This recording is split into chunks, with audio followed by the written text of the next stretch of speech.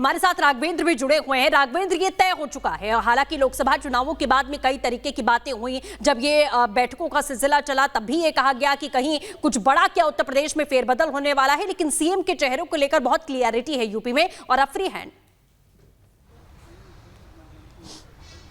देखिए, जिस तरह के रिजल्ट आए थे उसके बाद तमाम तरह की अटकलें लगाई जा रही थी और यह होना स्वाभाविक था, लेकिन मुख्यमंत्री योगी आदित्यनाथ का आज भी कोई तोड़ नहीं है। वह भारत देश के जितने भी राज्य हैं सबसे अधिक लोकप्रिय मुख्यमंत्री हैं, सबसे अच्छी उनकी रेटिंग है और उनकी ईमानदारी पर, उनके काम के तरीके पर, उनकी मेहनत पर कतई कोई किसी को शक नहीं है। जिस तरह से वो सुबह उठते हैं, यानी 5 बजे वो बिस्तर छोड़ देते हैं, उसके बाद वो देर रात तक वो लगातार मीटिंग्स करते हैं और लगातार काम। आपने चुनाव में देखा होगा कि एक एक दिन में किस किस तरह से उन्होंने सभाओं को किया है। तो कुल मिलाकर जो ये योगी का जो ये प्लस पॉइंट है, यानी कि मेहनत और ईमानदारी और यह काम जिस तरह से लग के उसको कर रहे हैं और तमाम जो चीजें, जो बदलाव कानून व्यवस्था की भी आप बात देखिए कि तमाम जो राज्य हैं वो यूपी के मॉडल की बात करते हैं, बुलडोजर की बात करते हैं, कई और राज्यों में भी बुलडोजर की बात चल रही है। तो ऐसे में योगी के ऊपर फैसला लेना ये आसान बात नहीं है।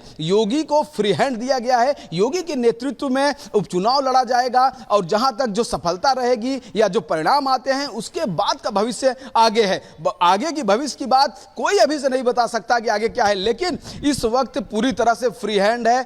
चारों अभी जो मुख्यमंत्री ने सभी अपने मंत्रियों के साथ जो बैठक की, जो प्रभारी मंत्री थे, लगभग 30 मंत्री इस बैठक में आए थे। हर विधानसभा में 3 मंत्रियों को जिम्मेदारी दी गई है। उपचुनाव पर गहराई से वहां पर समीकरण बनाए जाएंगे। जो कार्यकर्ता शिथिल पड़े थे, जो बूथ अध्यक्ष या पन्ना प्रमुख जो शिथिल पड़े थे, उन सबको एक्टिव करना है, सबसे बात करना है, तमाम अभियानों को लेकर चलना है। इन तमाम चीजों पर बात हुआ है, लेकिन अभी जो तमाम जो कयास लगाए जा रहे थे वह कयास सब फेल है। वो ऐसे ही है, बिना सिर पैर के वो सारी खबरें हैं जो चल रही है कि ये होने वाला है, वो होने वाला है, ऐसा कुछ नहीं है। मुख्यमंत्री योगी आदित्यनाथ बने रहेंगे, उनके नेतृत्व में उत्तर प्रदेश का जो आगे भी चुनावों की तैयारी होती रहेगी। उपचुनाव भी होने वाले हैं, आपके पास लौटेंगे, लेकिन इसी के साथ आपको बता दें कि मुख्यमंत्री योगी आदित्यनाथ ने उपचुनाव के लिए स्पेशल 30 की टीम तैयार कर ली है। मुख्यमंत्री ने आज सुबह 30 मंत्रियों के साथ मुलाकात की है, बैठक की है, चर्चा की है और खास बात यह रही कि योगी के स्पेशल 30 टीम में दोनों ही डिप्टी सीएम नहीं है। केशव मौर्य और साथ ही ब्रजेश पाठक को इस टीम से बाहर रखा गया है। मीरापुर की अगर हम बात करें तो मीरापुर की जिम्मेदारी अनिल कुमार को दी गई है। प्रभारी मंत्री कैबिनेट है सोमेंद्र तोमर, केपी मलिक और साथ ही प्रभारी राज्य मंत्री, ये सभी मीरापुर की सीट पर नजर आएंगे। वहीं अगर हम बात करें कुंदरपुर की, तो वहां की कुंदरकी की जो जिम्मेदारी है वो भी यहां धर्मपाल जी को दी गई है। आगे हमारे सहयोगी हैं, उनसे भी हम जानकारी लेते हैं कि 10 सीटों पर अजय जो आने वाले वक्त में चुनाव होने वाले हैं, उसमें से देखने को मिलेगा कि आखिरकार किसके हिस्से कौन सी जिम्मेदारी है। लेकिन इसी के साथ ये बात ध्यान रखनी होगी अजय कि 30 जो मंत्री है वो 10 सीटों पर उसी तरीके से लौट करके वापस आए जैसे पिछले चुनावों में रहे और 10 की 10 सीटें बीजेपी के खाते में आए। बिल्कुल ये रणनीति का फैसला है। पहले तो एक चीज को समझना होगा कि एक तरफ संगठन है, जो एनडीए के गठबंधन के दल हैं उनके पॉलिटिकल संगठन है। आज की बैठक का संगठन से लेना देना नहीं है, ये सरकार की तरफ से बन रही नीति है। मुखिया सरकार के मुख्यमंत्री योगी आदित्यनाथ है और मुखिया का ये एक अधिकार है, ये अधिकार है कि वो अपने हिसाब से अपनी टीम का गठन करे। अलग अलग तरीके की टीमें वो बनाते हैं।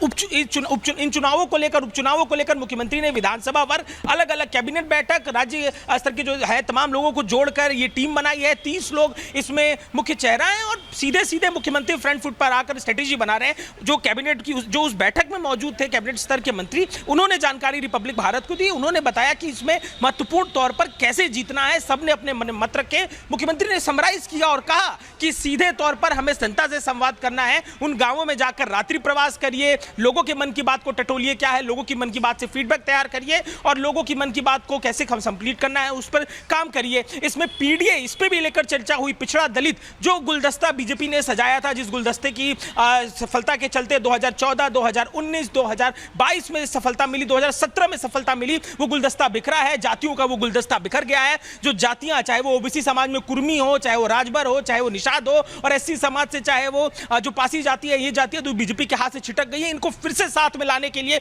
मुख्यमंत्री ने अपनी तरफ से अपने जो कैबिनेट के साथी हैं उनको जानकारी दी कि ये स्ट्रेटेजी हो सकती है। गांवों में जाकर इस तरीके से संवाद संवाद करना है। अफवाहों को लेकर भी चर्चा हुई, जो सोशल मीडिया पर संविधान से लेकर तमाम विषयों को लेकर अफवाह थी, उनको समापन के लिए सोशल मीडिया में क्या स्ट्रेटेजी रखनी है, लोगों के बीच जाकर क्या बातचीत करनी है, तो इन मुद्दों पर भी मुख्यमंत्री ने अपना ओपिनियन रखा और मंत्रियों को अपने तमाम कहा कि सीधे ग्राउंड पे संवाद करना है, समय गुजारना है, जो जिम्मेदारी जिस विधानसभा की आपको दी गई है वहां समय गुजारना है, वहां जाना है, वहां रात में रुकना है, लोगों के संग चौपाले लगानी है, बैठकें करनी है, जो मन में भ्रम एक तरीके से उनकी तरफ से, विपक्ष की तरफ से लगाया गया, उस भ्रम को खत्म करना है, संविधान से लेकर तमाम मुद्दों की बातों को लेकर। और अल्पसंख्यकों के विषय में भी चर्चा हुई, जो सीटें जहां पर मुस्लिम उम्मीदवार है वो तैयार की जा रही है कि 10 की 10 सीटें किस तरीके से बीजेपी अपने खाते में लेकर के आएगी। लेकिन राघवेंद्र, इसी के साथ ये भी बताइएगा कि क्या कोई ऐसी सीट है जो बीजेपी के लिए थोड़ी मुश्किल हो सकती है और वहां ज्यादा ध्यान दे बीजेपी?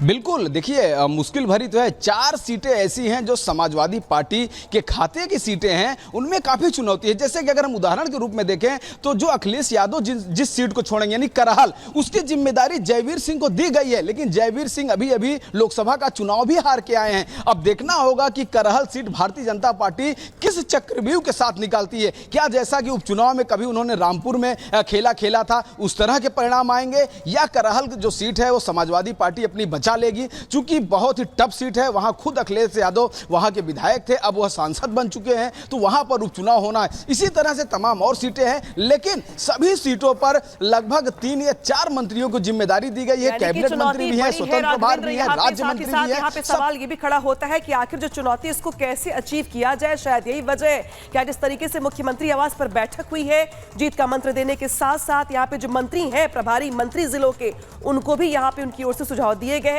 बता दरअसल ये कि चुनौतियां क्या क्या है। हालांकि बड़ी बात दरअसल यहां पर यह कि जो उपचुनाव होने वाले हैं यूपी में 10 सीटों पर, उसको लेकर के आज मुख्यमंत्री आवास पर बड़ी बैठक हुई है। इस बड़ी बैठक में मुख्यमंत्री की ओर से मंत्रियों को टिप्स दिए गए, सुझाव दिए गए, जीत का मूल मंत्र दिया गया, तो वही मंत्रियों की ओर से भी अपनी ओर से सुझाव दिए गए हैं। यानी कि कुल मिलाकर बीजेपी ने उपचुनाव को लेकर के अपनी पूरी कमर कस ली है। क्या है पूरी खबर, देखिए इस रिपोर्ट में।